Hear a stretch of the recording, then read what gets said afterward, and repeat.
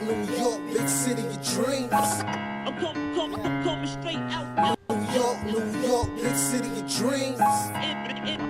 NYC.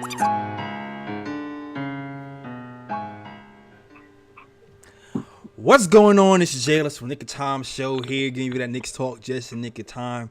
And listen, man, you can't win them all, right? You can't win them all. The Knicks lose to the Toronto Raptors, 113 to 104. All I'm gonna do right now is I'm just busting a shot for Bob Barrett.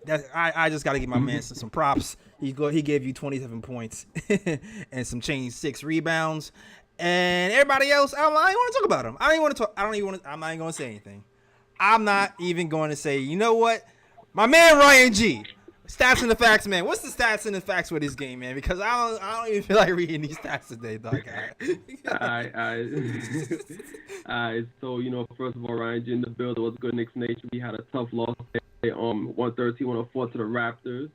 Of course, the Knicks were led by Barrett, 27 points, 6 rebounds.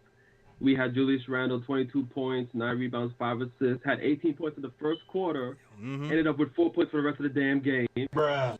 Kemba Walker, 15 points, 3 assists, 3 rebounds.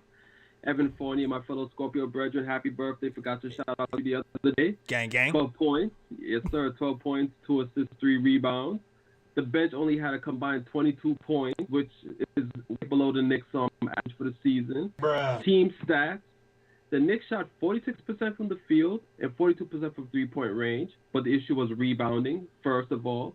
I rebounded 48 to 41. The Raptors had 13 offensive rebounds, which you cannot do in a game. You're going to lose if you're going to give up that many offensive rebounds. Yep. The Knicks only had 20 assists. Knicks had 17 turnovers, which led to 20 Raptors points.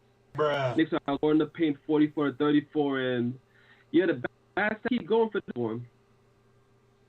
What happened? You break it up a little bit, Ryan. Make sure everything's plugged in. I was saying that the bad stats just keep going for this. I just finished reading off all the stats. I'm just saying the bad stats just keep going. The bad stats just keep going, man. At the end of the day, the Knicks, they just could not get it together. It seemed like they were tired, Ryan. It seemed like they were out. They were 5-1. They were partying all night. Evan's birthday was the other day.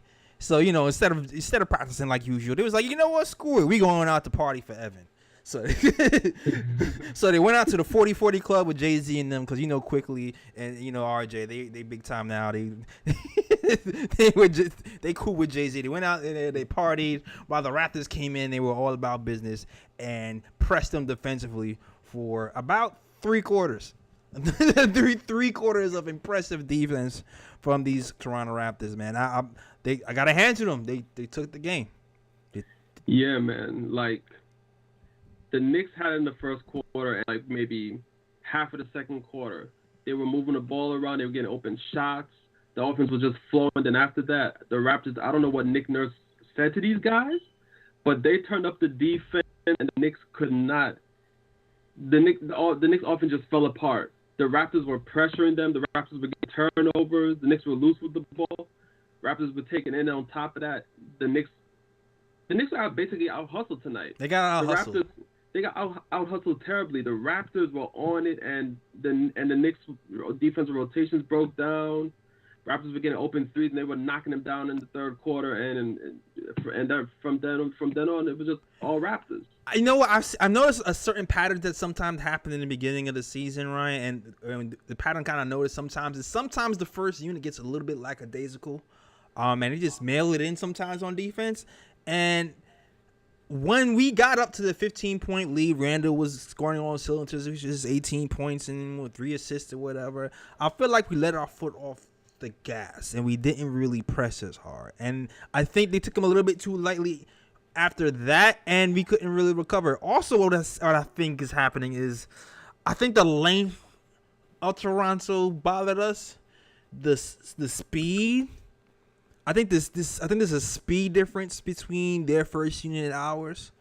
And I think the combination of those two things wore us out because even when the Raptors went on that run, that third quarter comes, this is the time to be, assertive, to take the game back.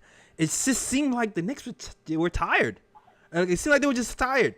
Like I remember a portion of the game where Obi Toppin went in. He's fighting tooth and nail to get a rebound, and Randle just kind of just looked at him, and the ball carried around Randle's area. A Raptor gets the offensive rebound and puts the ball right back in the basket. And I'm sitting like, Bruh. is Randle tired? They've been talking about conditioning all season.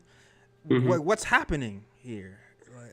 Yeah, I mean, it's hard to explain, but I just feel like, besides the fact that the Raptors are probably, a bit faster, they were playing with speed and things of that nature. I mean, at the same time, too, it was like the Knicks, at least to me, in my opinion, the Knicks defense rotation just broke down, and a lot of those offensive balls the Raptors got was the result of you having 2 and 3 Knicks running out to the three-point line because the rotation was so poor, and then a lot of those times the guys that's running out to the three-point line is like Randle, Mitchell Robinson, Obi Toppin, so all the big rebounders, they're running out to the damn three-point line trying to prevent the three-point shot, and then Raptors just took advantage in the paint, seeing that all the Knicks big men is trying to contest the three.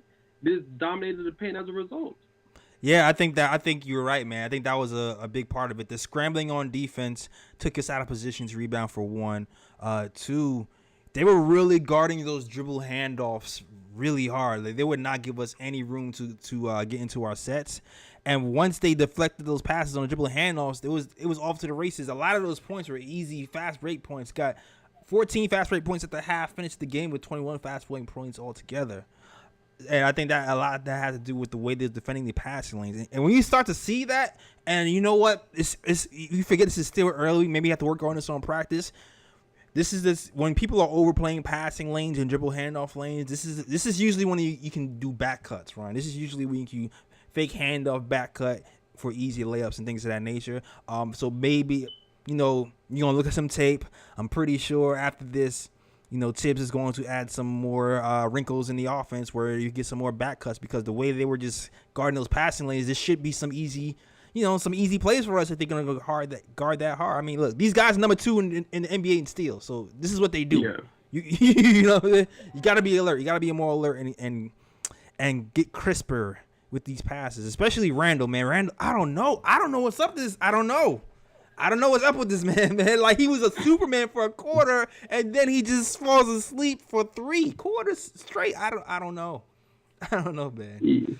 Yeah, I don't know what it is either, but definitely, and I just want to focus on one play in the game, because I think that play was significant. Because, like you said, when you face a team like the Raptors, who like to play passing lanes, and for the most part, the Raptors don't give you any space. Like, the Raptors are up on you. Like, they were pressing the Knicks from 35 feet out. Yeah. And not giving the Knicks no type of space. Like you said, when teams play like that, the backdoor cuts are open. And one play in the game I want to point to was when I think it was Evan Fournier. He had the ball at the wing, and the Raptors were playing him tight. And I think he lost the ball, and then he regained the ball. Then he passed it to Mitch. Then he made that cut to the basket, and then Mitch passed it back to him, and he got the layup. Like, the Knicks needed more of that. They needed more ball movement, where if the Raptors are going to be pressing you like that, beat them backdoor and get some easy baskets that way. Absolutely. Ball movement has to be paramount when the team is playing that type of defense. And not even talk ball movement, player movement as well. When teams are pressing, you have to cut hard. You have to set picks. Every movement has to be sharp, quick, and fast. Because if you don't, and you start doing these lazy passes, you get what we had today, which is a bunch of turnovers that lead to a bunch of fast break points and easy wins for the Raptors, man. And it's like, and the thing is too, is like our second unit is the real unit who really plays defense and really has the speed to keep up with him. But we cut the league a little bit with them, and you thought maybe Quickley can get some things going too. He hit that long ball 3, and but it still didn't quite go for him either. Like, I'm waiting for Quickley to wake up. I'm waiting for him to wake up. Like he had a couple of wide open threes he missed in this corner that could have brought the game back. But I don't know. Like, he seems out of it too. Like, what are you seeing from Quickley in the second unit in general? I really don't know what to say about Quickley at the moment. Like, I feel like at the moment he's trying too hard to be a point guard. I feel like at the moment he's definitely trying to handle the ball, pass the ball, get other people involved. He's not looking for his shot. as much as he used to when he's on the court. And I feel like because of that, since he's making an adjustment to his game, he's out of his element. And I feel like it's gonna have to come to a point now. Thibs is gonna have to probably talk to Quickley and be like, the gunner that we saw last season, you have to get back to being that gunner, because right now, Quickley trying to change his game and being more of a point guard, I think it's affecting his game at the moment. And I think Quickley just needs to go back to being a gunner, because he needs to wake up, and at the moment, what he's doing is not working for him. I mean, he had 5 assists tonight, which is pretty good. And the shots he made were wide open. So I don't even know. I mean, the shots he missed were wide open. So I don't even know if that's like, a gunner thing or him just. I think he just. I don't know. He's in a funk. I'm hoping eventually just clicks back on, because this is not the Quickley I'm used to seeing. I don't know. I think it's a matter of time. I hope it's a matter of time. It's funny. I saw somebody on Twitter say they feel like the bulk is getting to him. Like he's lifting too much and it's throwing off his timing or something. I hope so, and he just gets used to it eventually. But man, we need you, Derrick Rose. We need you with only a few points. Obi Toppin, where are you at? We needed everybody. It was the whole Knicks bench. The whole Knicks bench scored 22 points, and the bench is one of the Knicks' strengths. If the bench is only going to give us 22 points, that's not going to bode well for the Knicks in the game. It's not. It's definitely not going to move. We need. This might have been a game for McBride. I don't know. But listen, we need help. Salute to the chat, man. Listen, if you have something to say, if you want to talk to us live, Iller, I'm not letting you get online today, Iller. All right. We got 2 calls up. All right, cool. If you want to talk to us live on the show to talk about what went right, what went wrong, you can see that number right there at the bottom of the screen, 319-527-6241 to talk Knicks and this Knicks Raptors game, man. Like, the only bright spot I have is really RJ, and we can talk about him later. Bodman Barrett, man. Listen, I'll talk about him later. Let's get this first caller up, man. All right. Hey, what's up, guys? Hey, what's up, Jay Ellis, Ryan G. Mm-hmm. Thank you guys for taking my call. I hate to point fingers, but honestly, I'm laying this one at Julius' feet, because he started the whole funk. The one thing I noticed is it started with the offense. Yeah. They were in a good groove. They were basically initiating offense through RJ, Kemba, other places. And Julius was getting wide open shots, and it kind of got him into the groove. And then he basically started bringing the ball down, and he actually was able to facilitate a few shots for his teammates, which was really good, and also hit a couple of jump shots. But then he went back to, once the defense adjusted, and basically the trap and the double team started coming out a little further, he dribbled right into double teams or right into traffic, or somebody would just take the ball from him, or he had that lazy pass. So it's just, I think that was a big problem. But then also on the defensive end, he just didn't have a defensive posture at all today. And it was like, it wasn't even just, it's not like, okay, his man, first of all, was torching him, but I'm not going to kill him too much for OG torching him like that. Yeah, because OG just played a great game, right? Yeah, he did hit some tough shots. I got to give it to him. He hit some really tough shots. Yeah. So, though, one-on-one defense on his man I thought was pretty okay. It was pretty solid. However, it was a team defense. Right. He was just, a lot of times, he was upright. He wasn't in the defensive posture. There was one time, basically, a crappy pass made it out to a three-point shooter. I think it was in the first half, second quarter. And he was standing up straight, and it kind of caught him off guard because he wasn't in the defensive posture. It was almost like he was caught sort of walking towards the basket.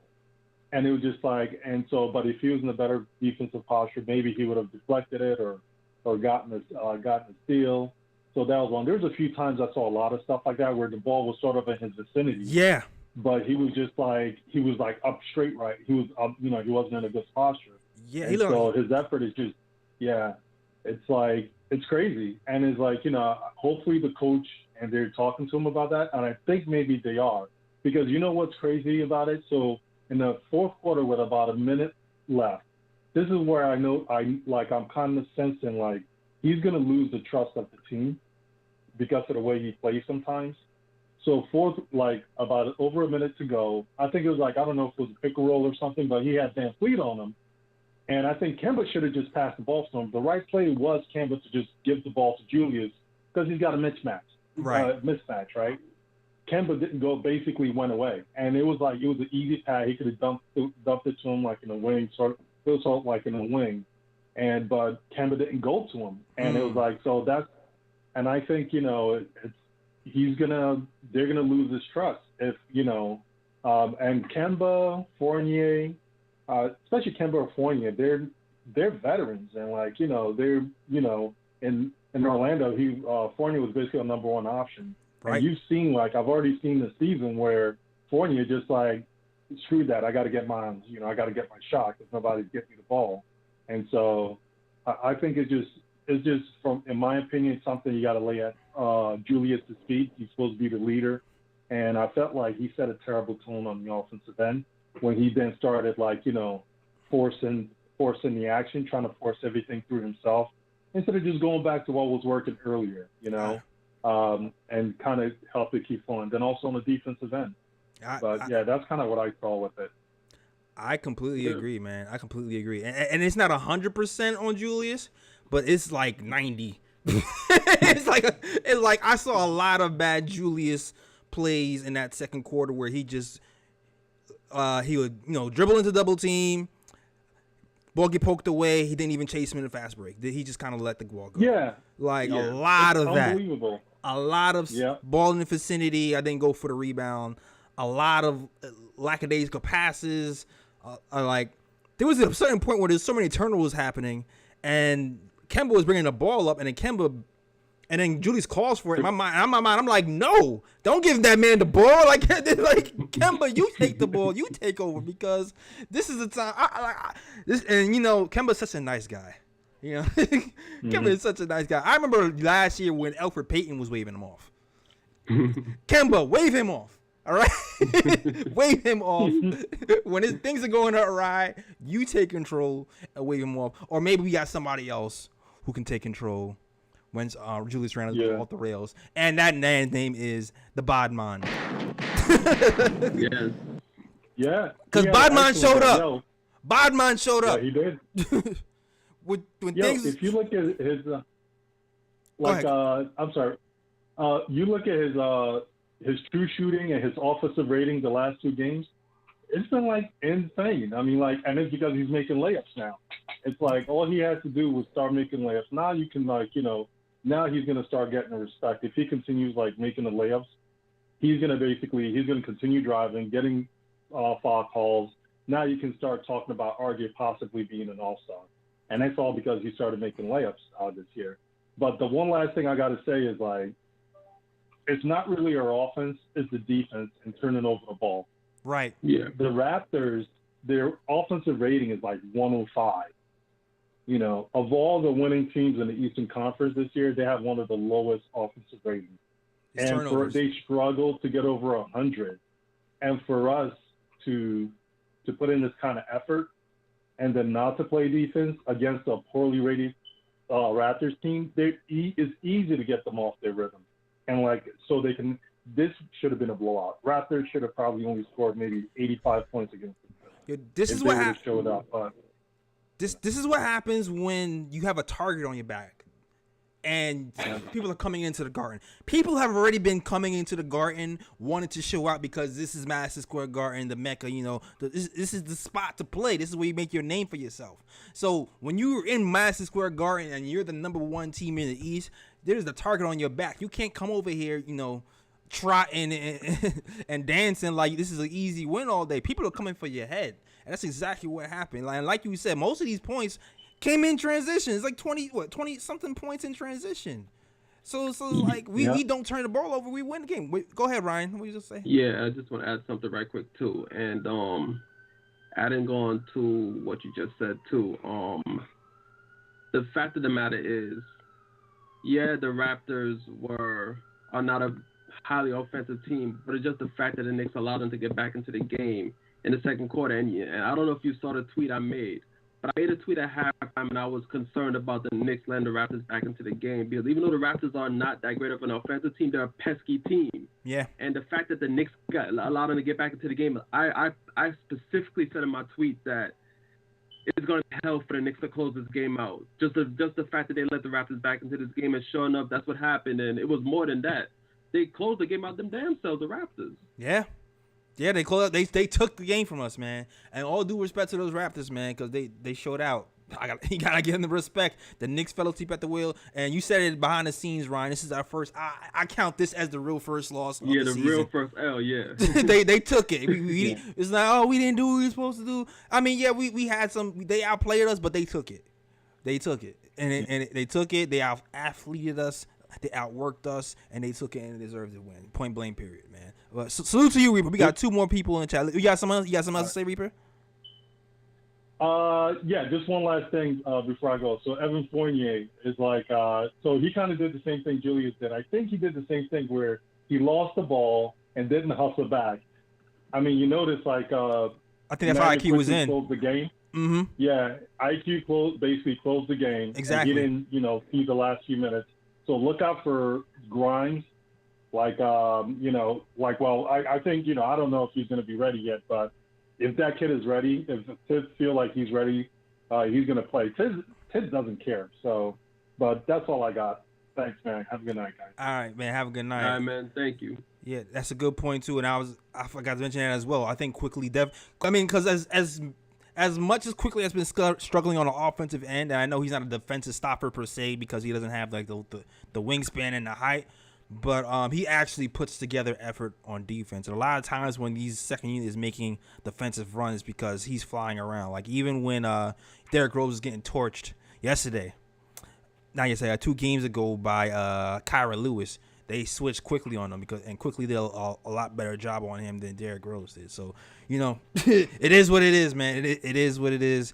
We might see some more Quickley if these things happen, or maybe even Grimes if these things happen. That's what at least we were saying in the summer league, and maybe that'll continue to happen. Yeah, Quickley. I'm not saying it's gonna happen, but if Quickley continues to put in games like this, I think it might come to a point where Tibbs might be like, you know what, I might just put Grimes in there instead. We'll see. I mean, I'm just hoping 5 assists from Quickley. If the shots fall, then it looks different. But he missed some wide open ones. But salute to the chat, man. Salute to my guy Nuggy Fresh in the building. Salute to my guy Illa. Salute to my guy Fritz Alexander, Keenan Lampert. Everybody else is rocking with the show on a down day, on a loss. All 82 here strong. So gunshots in the air for the chat who still is rocking with the KOT show even though we lost today. All right. Now let's keep it pushing. Next caller up. State your name and where you're from, and let me know what you want to talk about. Hey, my name's Lonnie. Ronnie? Brooklyn. You said Ronnie or Lonnie? Lonnie? Lonnie. I'm from Brooklyn. I'm an old head, but I live in South Carolina. I looked at this game, and the sad part is we can blame Julius for a lot of this shenanigans that he's doing. But we got to also blame Tibbs because Tibbs got to be seeing and watching this game. I agree. That he's not up to par because the first week when we got that 15-point lead in the first quarter, look how long before he started subbing in. Yeah. And then he kept Julius in there for all them quarters. Julius didn't play no defense. That boy Anabayo or whatever, Ananobi, killing him. Julius didn't play no real D, but yet and still you kept him in the game. I agree. I don't understand that. When RJ, Fournier, Rose, they didn't even look. When they got in the game, he took them out of the game. Mitch tried to get a good lob that he missed. When he put Obi in there, they started coming back. They had a good, tandem going. He took Obi out, and then he brings Julius right back in there, and Julius doing the same thing, trying to play that hero ball. Yeah, and man. That hero ball ain't going to get you nowhere. Yeah, like I get, you know what, I get it. You want to go back to your guy who's been, the man all last year in this season. But I do agree with you that, it was too long of a stretch leaving Julius Randle in there, looking at him and knowing that he wasn't giving you everything. Like Randle played an entire quarter, and I'm looking halfway through the quarter. I'm like, Randle is gassed. Like, why is he still in the game? I mean, he looks absolutely done already. But it's like, man, I don't get it. Not only that, J. Ellis. The other thing is that when you got other guys that was trying to stay positive in the game, you got Julius in there not giving the ball up unless he's in some kind of trouble, and then it's either the last minute they got to try to hoist it up so they don't get a 24-second call on him, and he still wants the ball. Yeah. What's the sense of having two good point guards like Rose and Walker, and they're not bringing the ball up because Julius wants the ball? Yeah. I was like, listen, we need to mix it up more. Point blank, period. And yeah, I know, he do. Like I said, I ain't mean to cut you off. Like I said, Kids is a good coach, but you cannot just have favorites because they say, okay, he's a leader. A leader leads, and then he try to make others better than him. He's not a leader. Because he can't get them other guys involved. Look how they defense intensity went from high up to low down by the middle part of the second quarter. You know what? Listen. Julius Randle only shot 9 shots the game before, so he does have he does have games where he just all he's doing is passing the ball and he plays completely unselfish.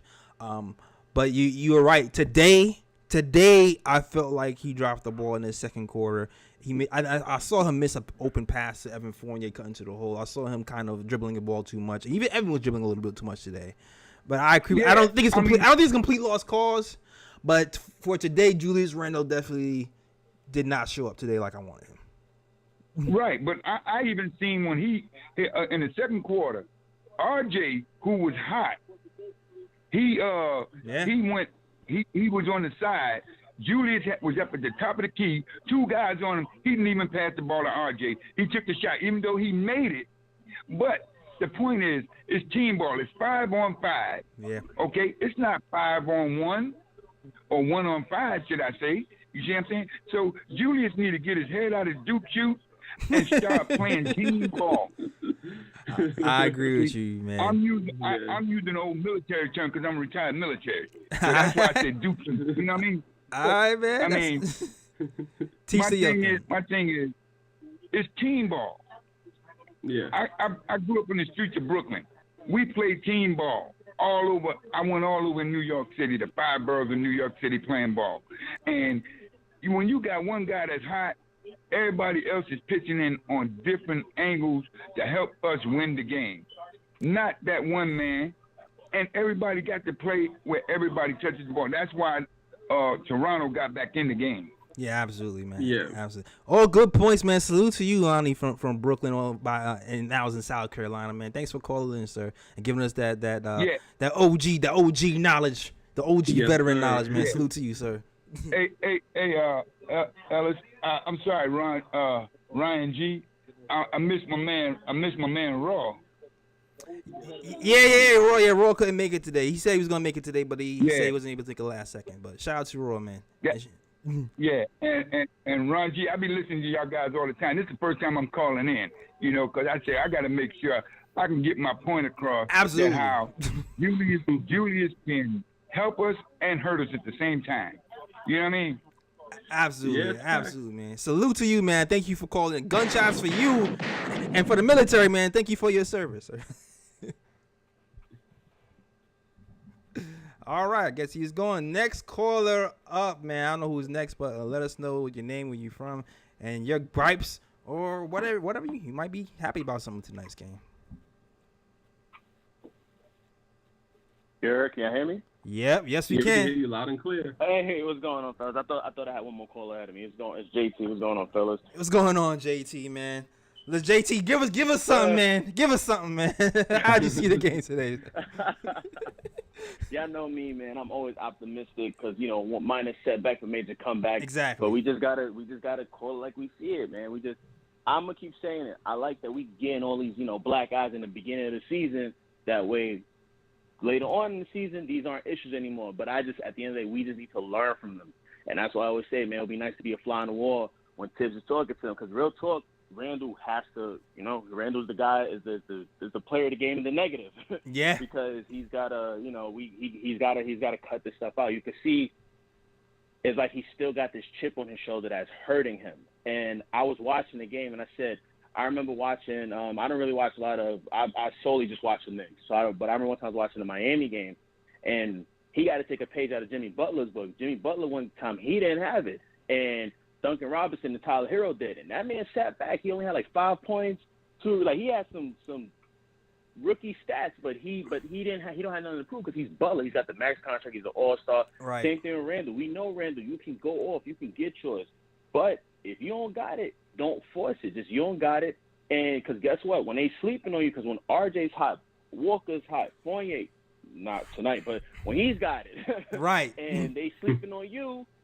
Guess what? If they get double triple and they send it off and they dish it off to you, then you gonna cook, you gonna get yours. So that's why it's something that he's really even if this comes to a point where it's if Tibbs really gotta treat him like he's in high school and sit him down, even if we've taken a horrible L to teach him the lesson, so I would hope that happens because it's that's what something. It seems like unless he really do finally get it and Tibbs chew him out, then he's that's what. And this ain't gonna change, but.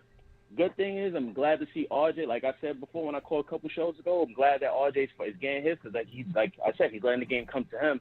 Yep. But again, I like when I saw in the second quarter when Randle was feeding him. But it's I don't know, like we just keep saying, Randle just got this switch in his head, man, I ain't getting mine, so I'm gonna go out and get mine. So it's dog, you don't have to do that. Yeah. Because you could score 12 points tonight and 34 tomorrow. Because I sang that man's praise, so I know we all know how good you are, but. Like I said, I ain't losing no sleep over it. Of course, yeah. Did I almost throw something at my TV? Yeah. It is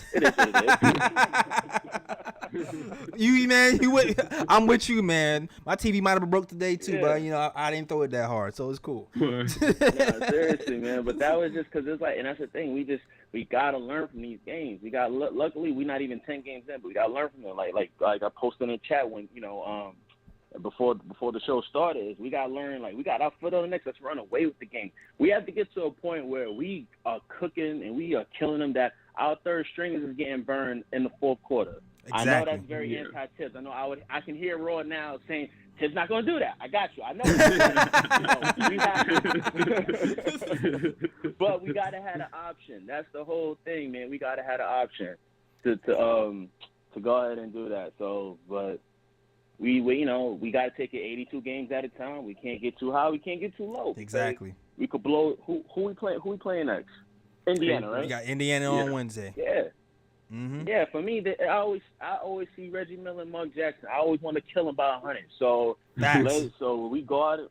So let's go out and do that, and that's what we're going to do. So I'm not. It's just we all know, Randle. We can't keep harping on it. Like I said, I really would love if we can get him to the point where it's bro, you need to play. If you're gonna play point forward, play that joint maybe 20% of the game. Yeah, we need to cut it down. We need to cut it down. Maybe a strong 10. Yeah, see, I was being nice. I really meant 10, but I was saying it just I want, we go into the game tip off. All right, 20. First time out, all right, Randall, we need you to tune it down to 7%. All right, to 7%. Right. So I'm hoping that's what once we get to that point, I'm telling you, like I said, super optimistic here all the time. We unstoppable once we get to that point. Till then, we're going to have these ugly losses. We're going to be tight. We're going to be spazzing, and that's just what it is. And we just hope that this isn't it anymore. But anyway, on that note, salute to the last caller, from one service member to the next. And then you guys, y'all have a good one. Like I said, man, all 82. We still going to get 82, man. We still going to get 50 wins. We still here, like man. I said, 82 games in the season. Yeah, we always here. All day. Ain't no fair with the fans over here. I'm going to holler at y'all. Appreciate y'all for taking my call. Again, before I go, everyone, hit the like button and subscribe. That's my guy. That's my guy. Sir. This is why I was hyped when I heard it was JT, because I already knew what JT brings to the call, man. JT brings the optimism to the call. He brings the set mindset to the call. Like, it's all 82 gang right here. It's only one game. Listen, we still got a good record, 5-2. These Knicks are still 5-2, so we're gonna be all right. Sometimes it takes getting kicked in the teeth to rebound. All right, it happened with Orlando, and we're gonna be thirsty and hungry when it's time to play these Pacers. All right, so we'll be back with a vengeance. All right. Exactly, get that W, Indiana. Mm-hmm. But that changing of the guard subject is pretty interesting because I'm looking at RJ, and I know Tibbs always says there's no real leader to this team. That's what he keeps saying. There's no real leader to this team. He doesn't set a leader. He doesn't set a captain. He said one emerges. That's what he says, Ryan. He says one emerges. I am not saying that RJ Barrett is RJ just has the qualities, and shout out to Terry because he said this on Twitter, and I've been thinking of this since last season. Like, the demeanor of RJ is just like, I'm never scared, I'm never worried. Even keel. I'm going to take over this game. When the pressure rises, I get better. That's what I saw from RJ today. And even though we lost, if there's a bright spot to take from this game, it's one. I did see a lot more passes to Mitch in the middle from Kemba, from Randle, from Fournier. I said Kemba.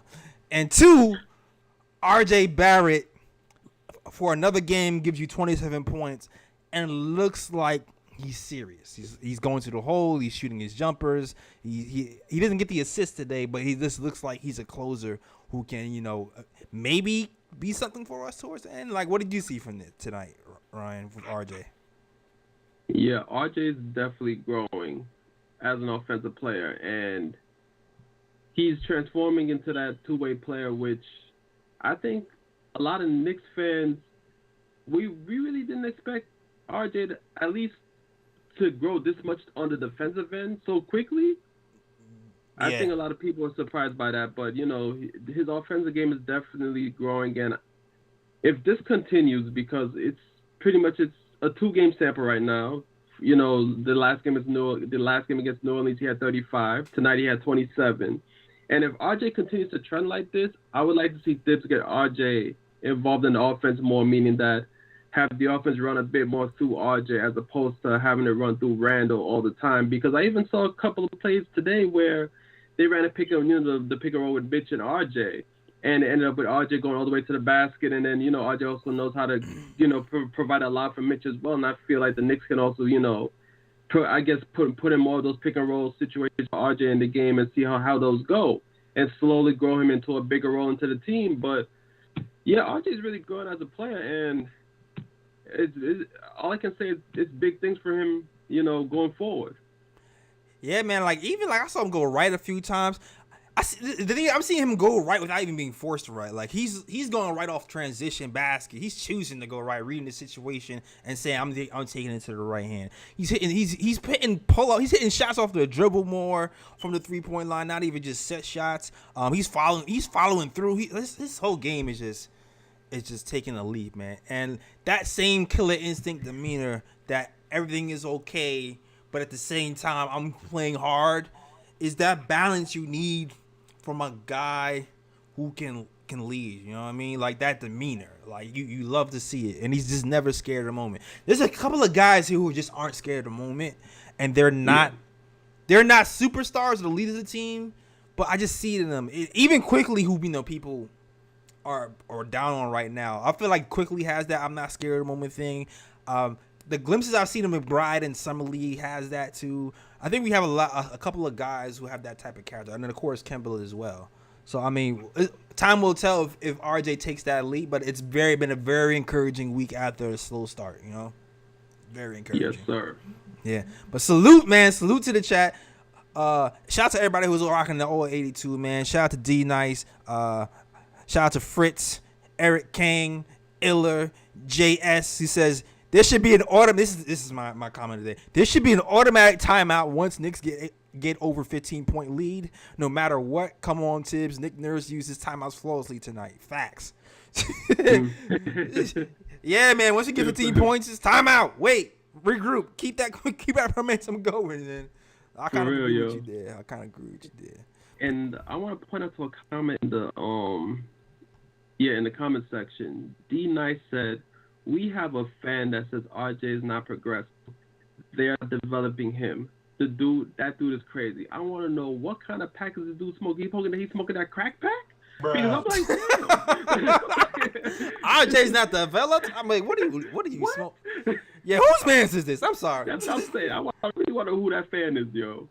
Yo, D Nice, call him out, B. Who is that? Who said that? Wow. I mean, you know what? Some Knicks fans, when things aren't happening fast enough for them, if they didn't turn into into Jordan in their second game of the season, they get a little beside themselves. So some fans can't see the forest from the trees. They can only see what's in front of them. But I don't know. That was the. Bruh. That's the bro. We might have a new segment. That's a bro right there. Yeah, that's a bro right there. Bro comment of the day. That might be a new segment. What is the bro comment of the day? Chat. What is the bro comment of the day? We'll point them out and we'll let them know on the show. The bro comment of the day. You might have the ooh comment of the day and the bro comment of the day. For real. Oh, his name is Lou. Well, Lou, hold this bro. Yeah, hold this bro, Lou. Bro comment of the day. Oh man, Lou. Hopefully you laughing like we are. All right, hope you're not taking it. All right, man. That's our show. Do you have anything else to talk about? All I have to say is this. I'm gonna just say this, man. The best thing about today was RJ Barrett and those new New York City edition uniforms that dropped today. Them joints is five.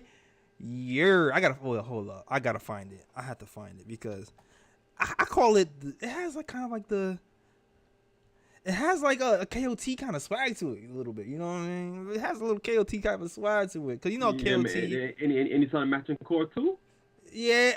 I saw the matching core was fire too. You know how KOT has like the dark colors with the orange highlights. I kind of feel like we have like that New York alternate jersey swag. It's just like the jerseys, man. Let me see. Let's get this share screen up so you can see this. Just look. Oh, that video. Look at that. Come on, man. Is that a cop or drop, guys? Is that a cop or drop? Definite cop. These are sick.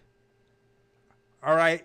For those of y'all who know, Scorpio game, my birthday is next week. If you want to keep jealous, have me get me the new New York. Give me the Kemba edition. All right, give me the Kemba edition. Yeah, no doubt. And remember, my birthday is this Saturday too. Oh, that's right. Here we go. Gunshots. Yeah, give me that give me one of them New York jerseys too. I don't know who I want yet, but just give me one. I'm good. Matter of fact, give me Badman Barrett. You know what?